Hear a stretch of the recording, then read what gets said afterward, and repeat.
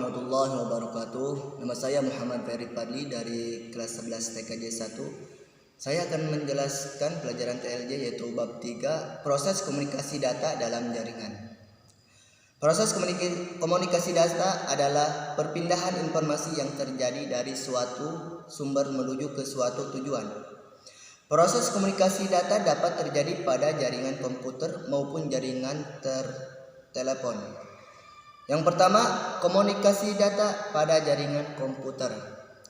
Jaringan komputer adalah jaringan telekomunikasi yang memungkinkan komputer satu dapat saling terhubung dengan komputer lain dan saling bertukar data. Agar dapat saling bertukar data, setiap bagian dari jaringan komputer dapat meminta dan memberikan layanan.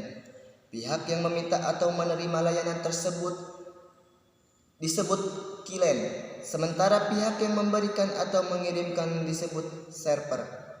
Proses komunikasi data yang terjadi pada jaringan komputer dapat diuraikan sebagai berikut, yaitu server mengirim sinyal informasi menuju klien melalui protokol encode. Sinyal listrik maupun sinyal dalam bentuk gelombang elektromagnetik pada suatu jaringan komputer merambat atau memancar dengan prinsip kerja jaringan komputer. Yaitu yang ketiga, agar suatu perangkat dalam jaringan dapat saling bertukar data, diperlukan suatu alat yang dapat berfungsi untuk mengubah sinyal analog menjadi sinyal digital maupun sebaliknya.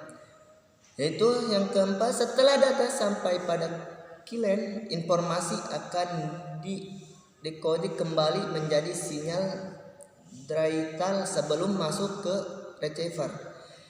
Yang kelima, informasi yang masuk ke receiver menggunakan protokol OSI atau TCP atau IP. Itu yang kedua, komunikasi data pada jaringan telepon.